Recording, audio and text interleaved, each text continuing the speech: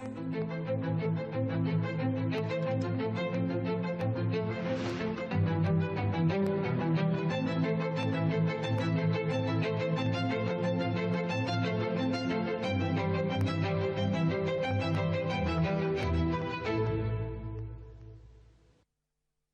प्यारे देशवासियों, नमस्कार।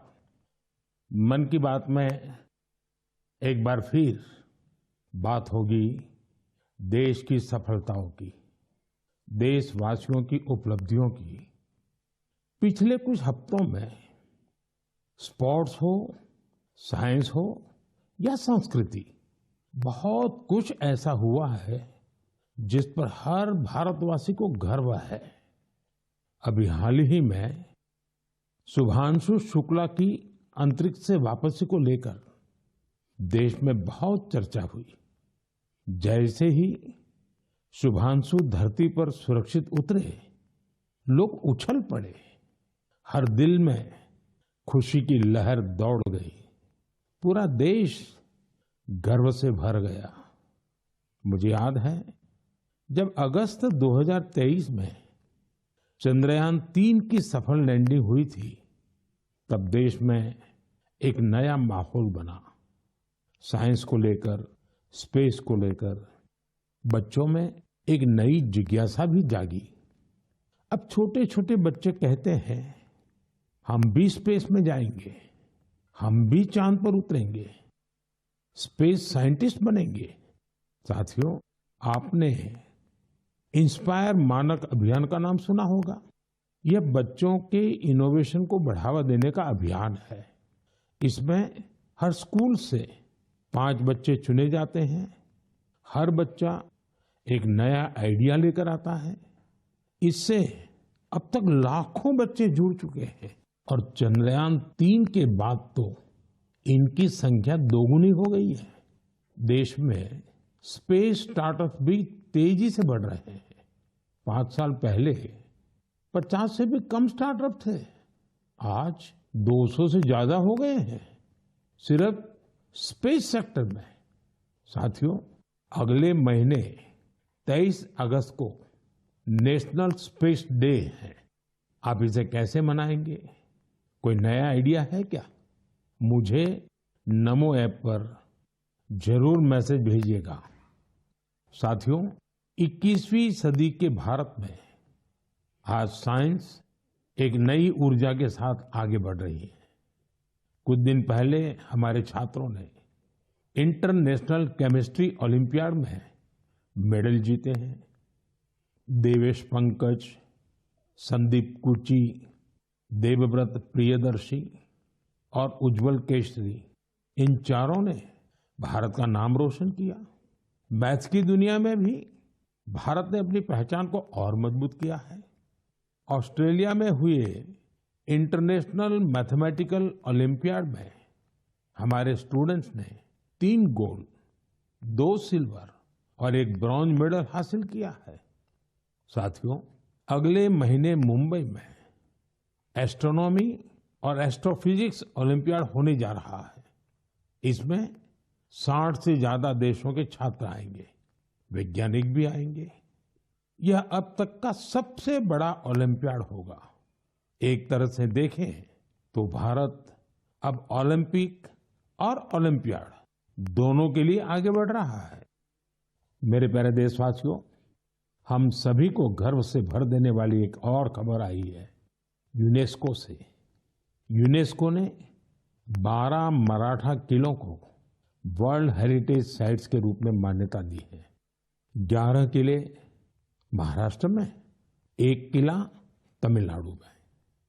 हर किले से इतिहास का एक एक पन्ना जुड़ा है।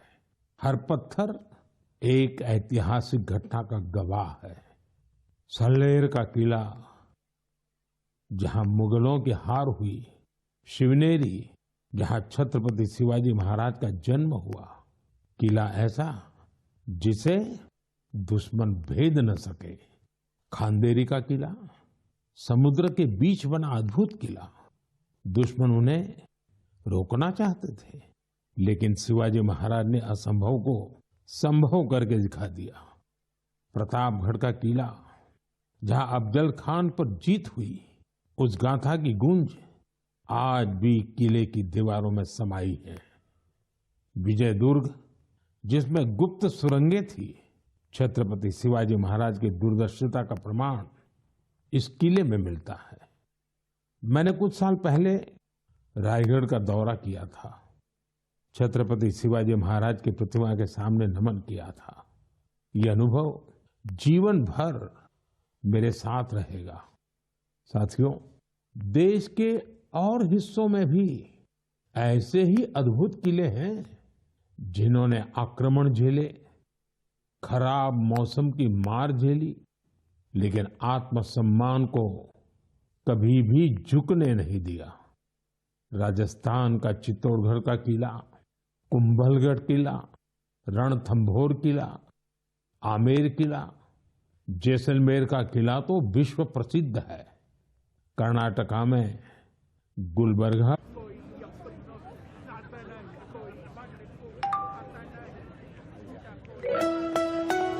भाई साहब।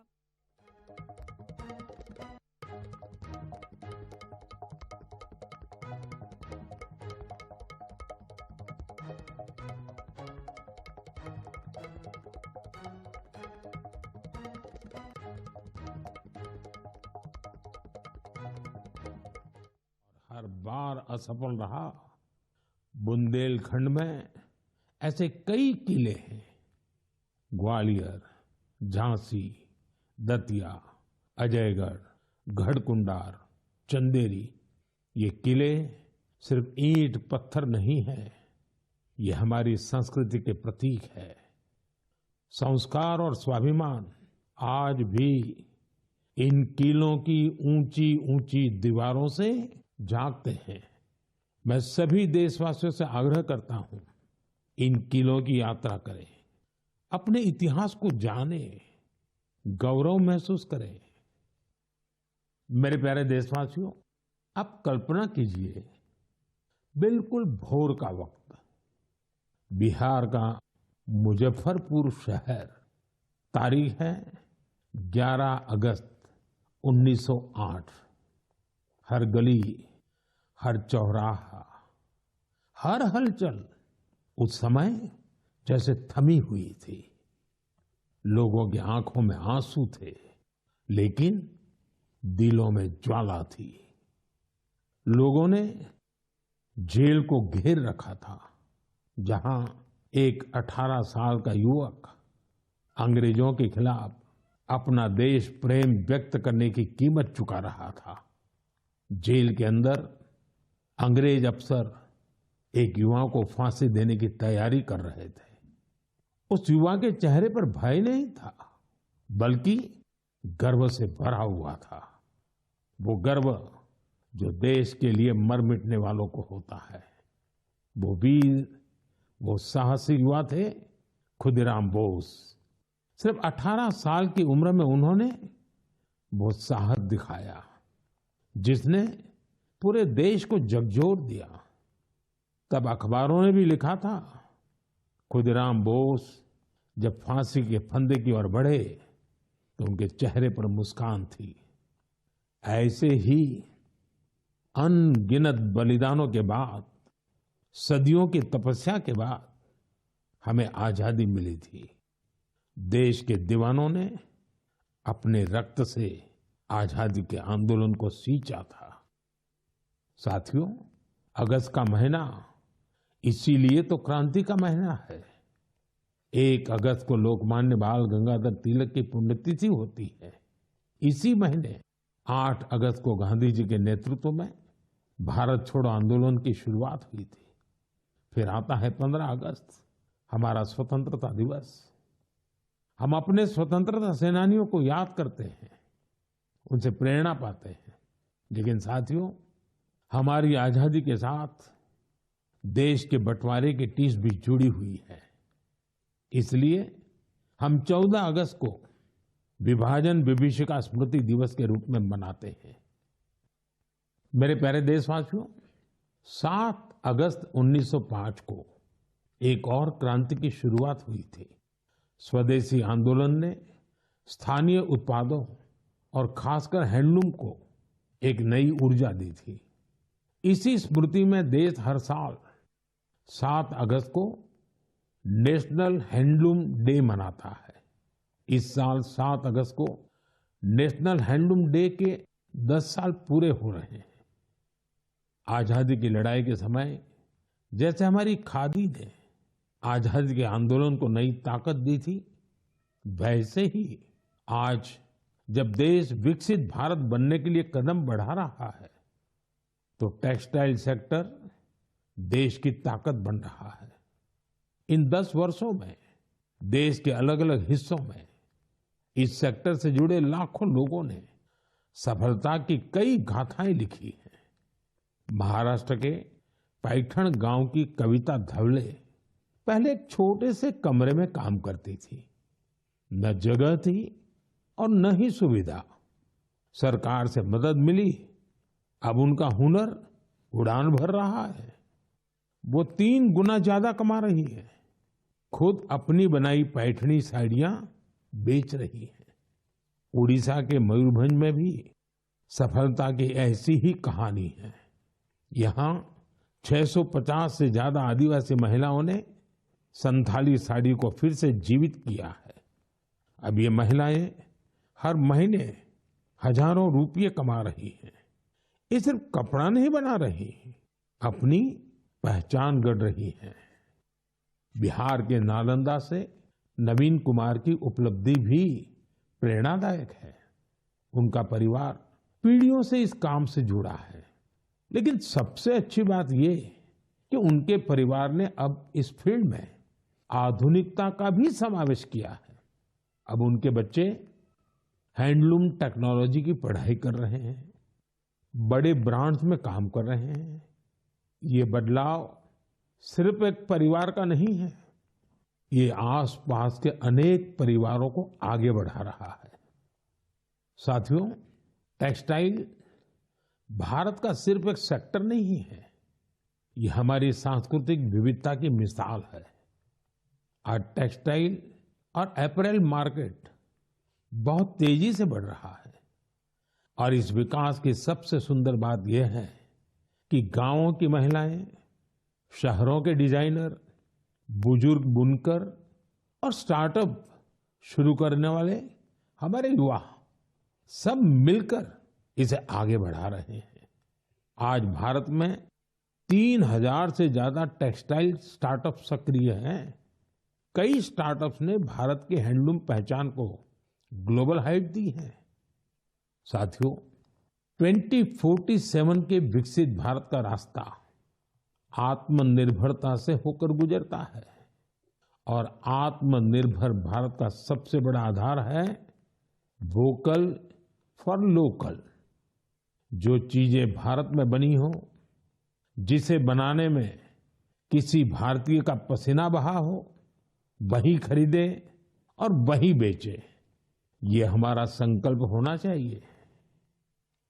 मेरे प्यारे देशवासियों, भारत की विविधता की सबसे खूबसूरत झलक हमारे लोकगीतों और परंपराओं में मिलती है और इसी का हिस्सा होता है हमारे भजन और हमारे कीर्तन। लेकिन क्या आपने कभी सुना है कि कीर्तन के जरिए फॉरेस्ट फायर के प्रति लोगों को जागरूक किया जाए? शायद आपको विश्वास न हो, लेकिन ओडिशा के क्योंझर जिले में एक अद्भुत कार्य हो रहा है।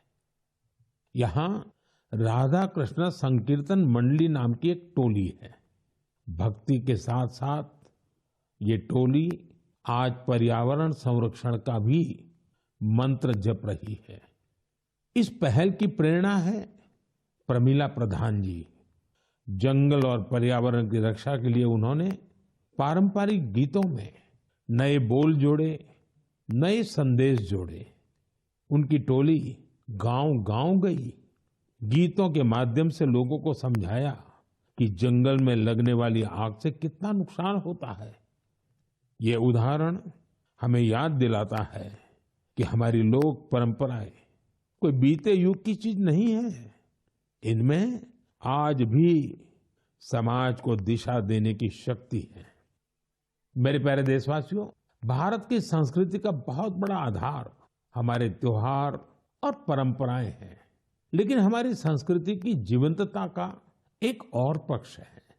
ये पक्ष है अपने वर्तमान और अपने इतिहास को डॉक्यूमेंट करते रहना। हमारी असली ताकत वो ज्ञान है जिसे सदियों से पांडुलिपियां मैन्युस्क्रिप्ट के रूप में सहेजा गया है। इन पांडुलिपियों में विज्ञान है, चिकित्सा की पद्धतियां हैं, संगीत है, दर्शन है और सबसे बड़ी बात वो सोच है जो मानवता के भविष्य को उज्जवल बना सकती है। साथियों, ऐसे असाधारण ज्ञान को, इस विरासत को सहेजना हम सबकी जिम्मेदारी है। हमारे देश में हर कालखंड में कुछ ऐसे लोग हुए हैं जिन्होंने इसे अपनी साधना बना लिया। ऐसे ही एक प्रेरणादायक व्यक्तित्व है मणि मारन जी, जो तमिलनाडु के तंजावुर से हैं। उन्हें लगा कि अगर आज की पीढ़ी तमिल पांडुलिपियां पढ़ना नहीं सीखेगी तो आने वाले समय में ये अनमोल धरोहर खो जाएगी। इसलिए उन्होंने शाम को कक्षाएं शुरू की, जहां छात्र, नौकरी पेशा युवा, रिसर्चर सब यहां आकर के सीखने लगे। मणि मारन जी ने लोगों को सिखाया कि तमिल सुवड़ियल यानी पाम लीफ मैन्युस्क्रिप्ट को पढ़ने और समझने की विधि क्या होती है। आज अनेकों प्रयासों से कई छात्र इस विधा में पारंगत हो चुके हैं। कुछ स्टूडेंट्स ने तो इन पांडुलिपियों के आधार पर ट्रेडिशनल मेडिसिन सिस्टम पर रिसर्च भी शुरू कर दी है।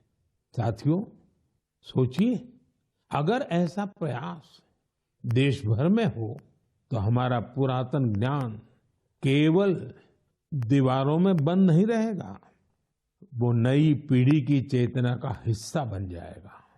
इसी सोच से प्रेरित होकर भारत सरकार ने इस वर्ष के बजट में एक ऐतिहासिक पहल की घोषणा की है, ज्ञान भारतम मिशन। इस मिशन के तहत प्राचीन पांडुलिपियों को डिजिटाइज किया जाएगा। फिर एक नेशनल डिजिटल रिपोजिटरी बनाई जाएगी, जहां दुनिया भर के विद्यार्थी, शोधकर्ता भारत की ज्ञान परंपरा से जुड़ सकेंगे। मेरा भी आप सबसे आग्रह है, अगर आप किसी ऐसे प्रयास से जुड़े हैं या जुड़ना चाहते हैं तो माईगॉव या संस्कृति मंत्रालय से जरूर संपर्क कीजिएगा, क्योंकि यह केवल पांडुलिपियां नहीं है, यह भारत की आत्मा के वो अध्याय हैं जिन्हें हमें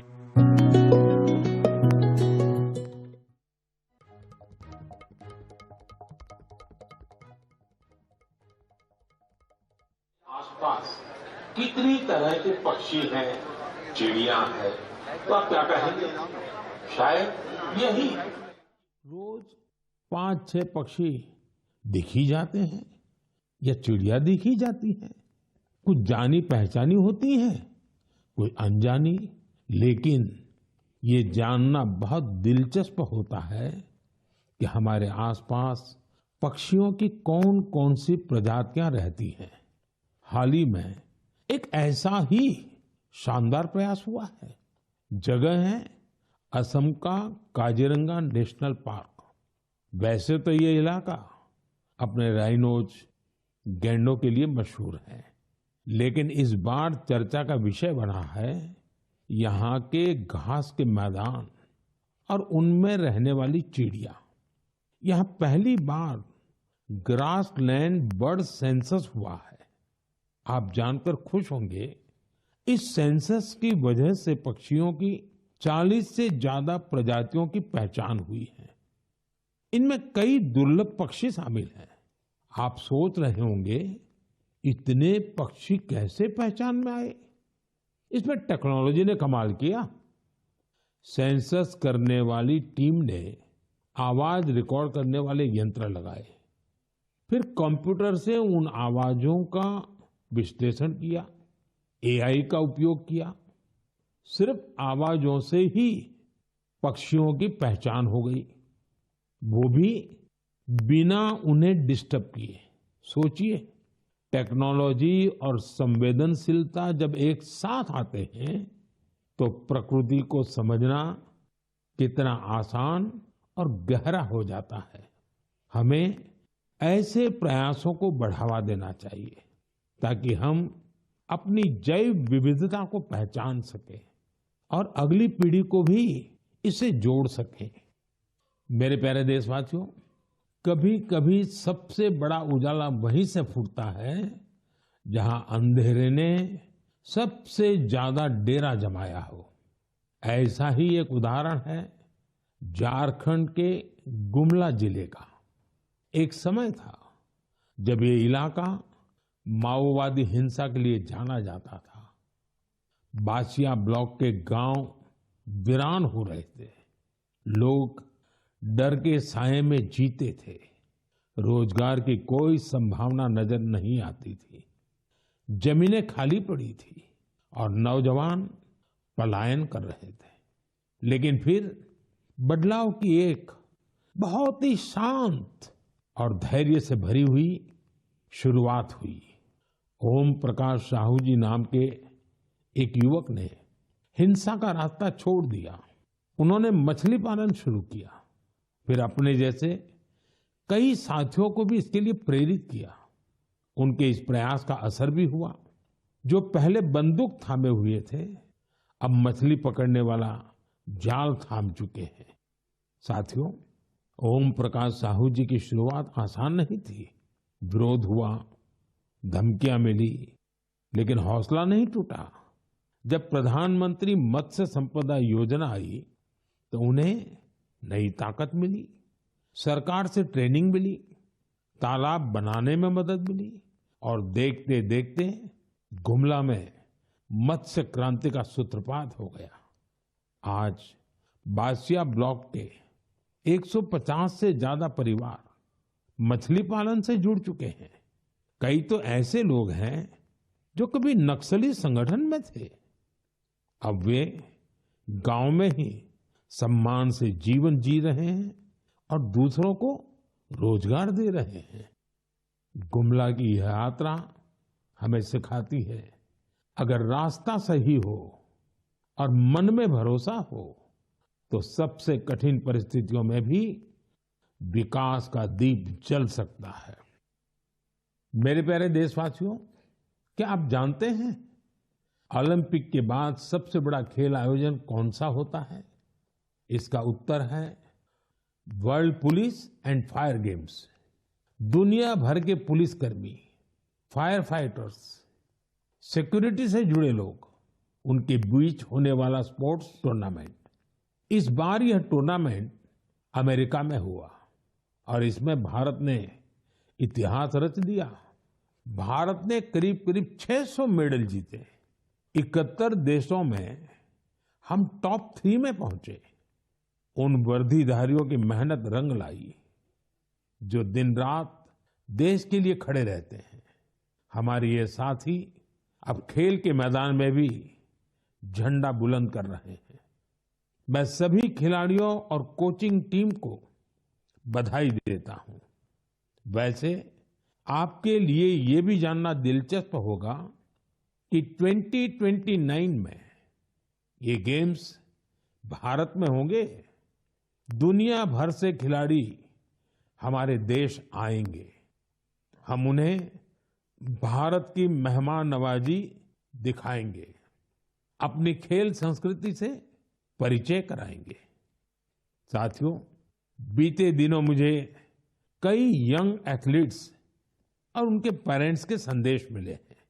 इनमें खेलो भारत नीति 2025 की खूब सराहना की गई है। इस नीति का लक्ष्य साफ है, भारत को स्पोर्टिंग सुपर पावर बनाना। गांव, गरीब और बेटियां इस नीति की प्राथमिकता है। स्कूल और कॉलेज अब खेल को रोजमर्रा की जिंदगी का हिस्सा बनाएंगे। खेलों से जुड़े स्टार्टअप्स, चाहे वो स्पोर्ट्स मैनेजमेंट हो या मैन्युफैक्चरिंग से जुड़े हो, उनकी हर तरह से मदद की जाएगी। सोचिए, जब देश का युवा खुद के बनाए रैकेट, बैट और बॉल के साथ खेलेगा तो आत्मनिर्भरता के मिशन को कितनी बड़ी ताकत मिलेगी। साथियों, खेल टीम स्पिरिट पैदा करते हैं। ये फिटनेस, आत्मविश्वास और एक मजबूत भारत के निर्माण का रास्ता है। इसलिए खूब खेलिए, खूब खेलिए। मेरे प्यारे देशवासियों, कुछ लोगों को कभी कभी कोई काम नामुमकिन सा लगता है क्या ये भी हो पाएगा। लेकिन जब देश एक सोच पर एक साथ आ जाए तो असंभव भी संभव हो जाता है। स्वच्छ भारत मिशन इसका सबसे बड़ा उदाहरण है। जल्द ही इस मिशन को 11 साल पूरे होंगे, लेकिन इसकी ताकत और इसकी जरूरत आज भी वैसी ही है। इन 11 वर्षों में स्वच्छ भारत मिशन एक जन आंदोलन बना है। लोग इसे अपना फर्ज मानते हैं और यही तो असली जनभागीदारी है। साथियों, हर साल होने वाले स्वच्छ सर्वेक्षण ने इस भावना को और बढ़ाया है। इस साल देश के 4,500 से ज्यादा शहर और कस्बे इससे जुड़े 15 करोड़ से अधिक लोगों ने इसमें भाग लिया। ये कोई सामान्य संख्या नहीं है, ये स्वच्छ भारत की आवाज है। साथियों, स्वच्छता को लेकर हमारे शहर और कस्बे अपनी जरूरतों और माहौल के हिसाब से अलग अलग तरीकों से काम कर रहे हैं और इनका असर सिर्फ इन शहरों तक नहीं है, पूरा देश इन तरीकों को अपना रहा है। उत्तराखंड में कीर्तिनगर के लोग पहाड़ों में वेस्ट मैनेजमेंट की नई मिसाल कायम कर रहे हैं। ऐसे ही बेंगलुरु में टेक्नोलॉजी से ऑर्गेनिक वेस्ट मैनेजमेंट का काम हो रहा है। अरुणाचल में एक छोटा सा शहर रोइंग है। एक समय था जब यहाँ लोगों के स्वास्थ्य के सामने वेस्ट मैनेजमेंट बहुत बड़ा चैलेंज था।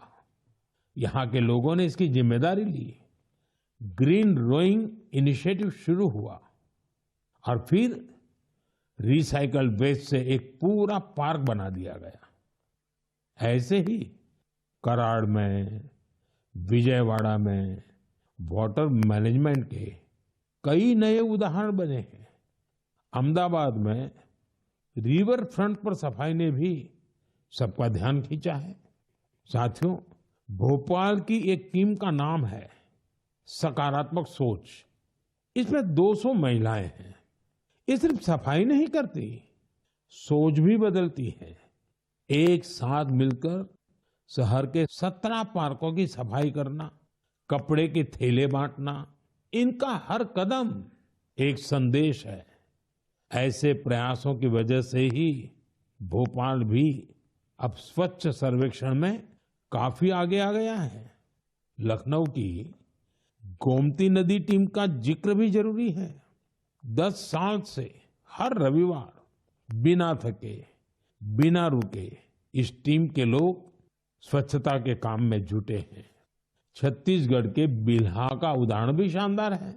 यहाँ महिलाओं को वेस्ट मैनेजमेंट की ट्रेनिंग दी गई और उन्होंने मिलकर शहर की तस्वीर बदल डाली।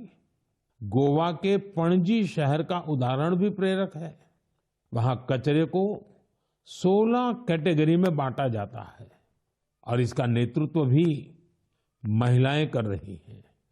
पणजी को तो राष्ट्रपति पुरस्कार भी मिला है। साथियों, स्वच्छता सिर्फ एक वक्त का, एक दिन का काम नहीं है।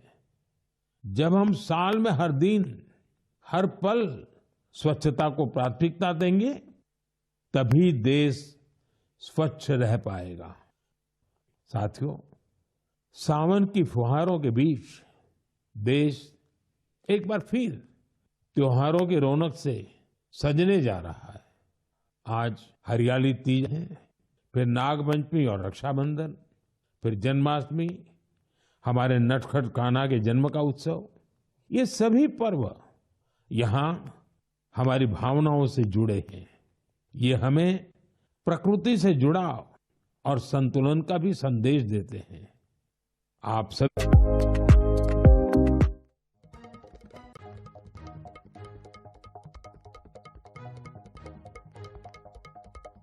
अनुभव साझा करते रहिए। अगले महीने फिर मिलेंगे देशवासियों। अगले महीने फिर मिलेंगे देशवासियों की कुछ और नई उपलब्धियों और प्रेरणाओं के साथ। आपका ध्यान रखिए। बहुत बहुत धन्यवाद।